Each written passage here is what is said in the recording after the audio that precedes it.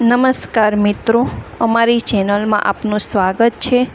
આપણે દશામાના વ્રત ચાલી રહ્યા છે, તેનું મહત્ત્વ તો બધાને જ ખબર છે, પરંતુ દશામાનું મંદિર મીનાવાડા તરીકે તેનું મહત્ત્વ જાણો છો?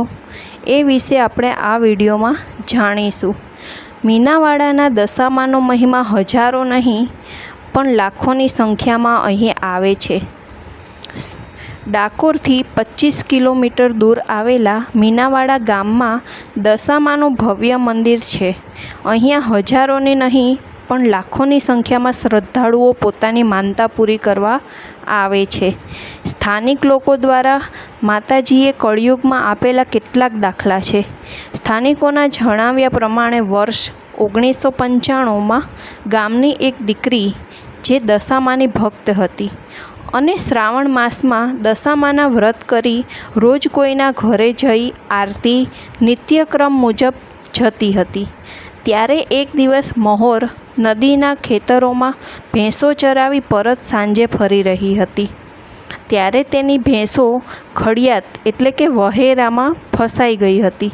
પણ ત્યારે દશામાની આરતીનો નિત્યક્રમનો સમય થઈ જતાં તે દીકરીએ માતા દશામાને ભેંસો બહાર કાઢવા તેમજ આરતી સમયસર કરી શકે તે માટે આજીજી કરી હતી। સ્થાનિકોના જણાવ્યા પ્રમાણે જે પ્રાર્થનાથી માતાજી પ્રસન્ન થયા અને સાક્ષાત ત્યાં પ્રગટ થયા હતા અને પાણીવાળા કાદવમાં ફસાયેલ ભેંસો પણ બહાર કાઢી હતી અને સાક્ષાત તે દીકરીના હાજર થયા હતા।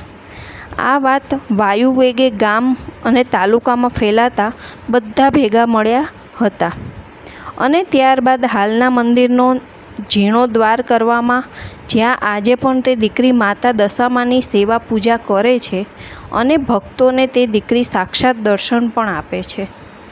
આ ઉપરાંત મંદિરમાં દર્શન કરવાથી વાંઝણાના ઘરે પારણા બંધાય છે અને મનની બધી જ ઈચ્છા માતાજી પૂર્ણ કરે છે। ગુજરાત ઉપરાંત રાજસ્થાન, MP અને મહારાષ્ટ્ર સહિત કેટલાક દૂરના રાજ્યોથી પણ લોકો દર્શનાર્થે આવે છે। મીનાવાડા ગામનો 700 વર્ષ જૂનો ભક્તિભર્યો ઇતિહાસ રહ્યો છે। વર્ષો પહેલાં અહીં મીનળ શહેર વસતું હતું અને અહીંથી વાણિજ્ય વ્યવહાર થતો હતો, પરંતુ એક સમયે પૂર આવતા આ શહેર પાણીમાં તણાઈ ગયું। ત્યારબાદ બચેલા થોડા ઘણા હિસ્સાનું નામ મીનાવાડા પડ્યું અને લોકો અહીં રહેવા લાગ્યા।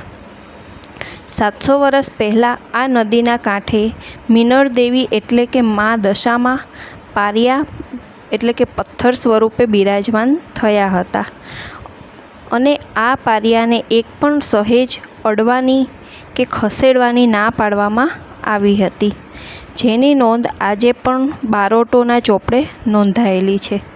ત્યારબાદ માતાજી શારદા નામની પોતાની ભક્તની ભેંસો ફસાઈ જતાં તેનામાં સાક્ષાત હાજર થયા અને હાલના નવા મંદિરમાં બિરાજમાન થયા। તો આપણે જાણ્યું કે મીનાવાડા કેટલું મહત્ત્વનું મંદિર છે। જો તમને આ વિડીયો પસંદ આવ્યો હોય તો લાઈક, શેર અને સબસ્ક્રાઈબ કરજો। જય દશામા।